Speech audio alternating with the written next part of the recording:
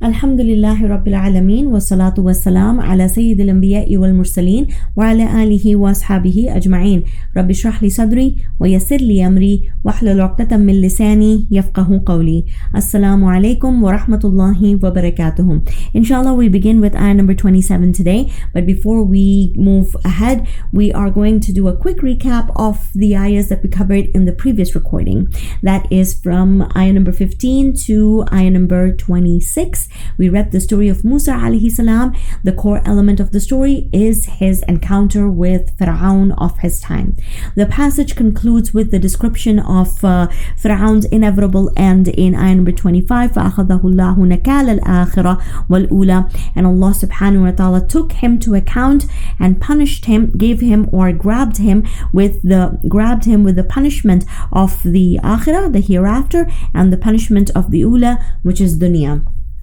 And then he concludes that entire discourse by saying inna fi dhalik, while talking to the primary audience, which is the disbelievers of the Quraysh. Allah subhanahu wa ta'ala says, indeed in that, fi dhalik, in that reminder, in that mention of the encounter between Musa alayhi salam and Fir'aun, what is it? There is an ibrah, a powerful lesson.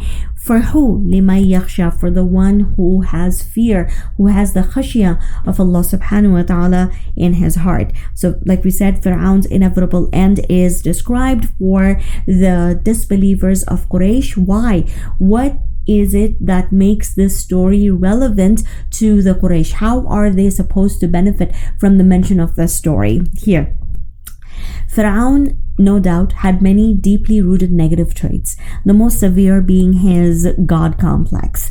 While the Quraysh, they did not declare themselves as God, they did have a godlike attitude. Allah subhanahu wa ta'ala gave power to both of them. He gave power to Fir'aun and he gave power to Quraysh.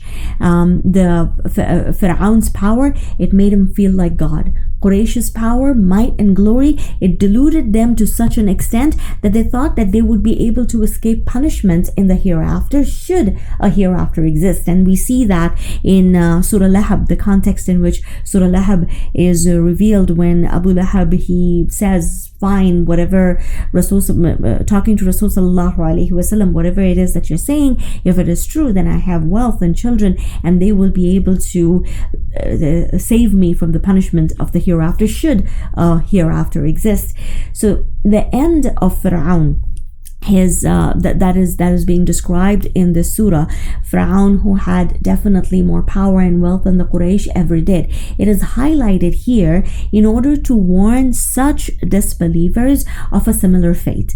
It is to also encourage them to reflect. Like we said, there's an ibrah in it, a powerful lesson. It is also to encourage them to reflect on their actions and take lessons from Fir'aun's sad end before the coming of the Day of Judgment. And the last segment or the last passage of the surah describes the Day of Judgment as to what's going to happen then. We'll talk about it when we get to it. But before that, the surah speaks one more time to these disbelievers, as if telling the skeptic, what makes it so difficult for you to believe in resurrection when you see everything that Allah subhanahu wa ta'ala has created around you, each and everything, the sky and the earth, the mountain, everything is more powerful than man's creation. It's more complex than man's creation. Man, in comparison to the universe, is less than a speck.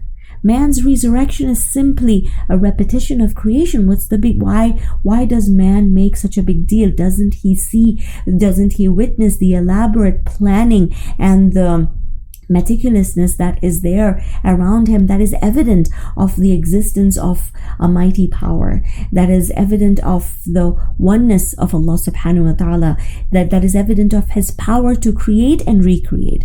So Allah subhanahu wa ta'ala, when he starts to talk to them one more time in this surah from ayah number 27, it is as if he's asking them, what is it that keeps you from believing? بعد أعوذ بالله من الشيطان الرجيم وبسم الله الرحمن الرحيم. أأنتم, are you يعني the disbelievers of Quraysh, أشد خلقا, are you more difficult, أشد in terms of creation, or is it the sky that is built? Are you tougher to create or the sky? Are you more intense in creation or the sky? The galaxies and the phenomena that exists in the universe that Allah created is tougher, bigger, greater than you. Then what are you doubtful about? Just reflect into the universe and you will be led to that great power that is behind this elaborate planning. That power that says in ayah number 27, in ayah number 28, رَفَعَ سَمْكَهَا فَسَوَّاهَا.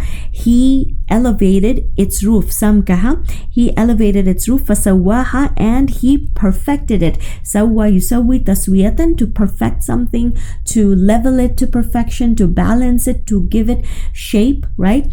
Ayah number 29, what else did he do? وَأَخْتَشَ لَيْلَهَا, and he made it dark. What did he make dark? Its night.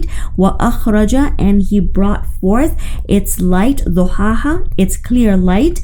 And then next, what did he do? Ayah number 30, وَالْأَرْضَ, and the earth after that. After what? What is it that referring to? It's referring to ayah number 28 and it's referring to ayah number 29. After the elevation of the skies and after the darkening of the night and the bringing forth of the clear day, after all of that, he leveled the earth. Leveling the earth, what does it mean? He spread it out for you to be able to walk on it comfortably, to journey across lands. And then what else? Doesn't stop there. وَأَخْرَجَ مِنْهَا, and then he brought forth from it. What is this it referring to? The earth. He brought out from it its water here. And then وَمَرْعَاهَا, its pasture. Why? Before we answer the question why, there's another point. There's another favor that Allah subhanahu wa ta'ala lists here. وَالْجِبَالَ أَرْسَاهَا, and the mountains that he firmly set. Why did he do all of that? What is the reason behind the building of the skies, the leveling of the earth, the night being darkened, the bringing forth of the daylight, the water and the pastures, and setting firm the mountains? All of this, mata' and provisions for you and your cattle, so that man can utilize all this that we just mentioned from ayah number 27. We had a similar list in Surah Naba as well. The list over there, of course, was longer, and over here Allah subhanahu wa ta'ala mentions a much shorter list. He lists about 5 things. The purpose is the same, is to evoke a sense of awareness of that greater power that exists and that brought forth this entire universe, that all of this just did not come to be, that there is a purpose behind it, and everything that has been created for the purpose to serve, for the purpose of serving mankind, and therefore man has been created to serve Allah subhanahu wa ta'ala. So here Allah says that everything that you have that is there for your comfort, it is temporary. Mata', the word mata' indicates that something that has been provided to you as a tool that you can utilize in this present life, in this dunya, for an appointed period of time. In other places in the Quran it mentions ilahin, up to an appointed period of time, meaning all of this that you have will at one point come to pass. If this reality that is touched upon in this part of the surah, what is that reality? That everything shall come to pass, that everything is going to perish, that everything is going to destroy. If this reality that is touched upon in this part of the surah does not encourage man to reflect on his ways, and he continues to remain distracted by the comfort and the power of this dunya, then Allah subhanahu wa ta'ala at this point he says, wait, ayah number 34, فَإِذَا جَاءَتِ الطَّامَّةُ الْكُبْرَى, when the great calamity comes. What's going to happen then? Inshallah, in the next recording.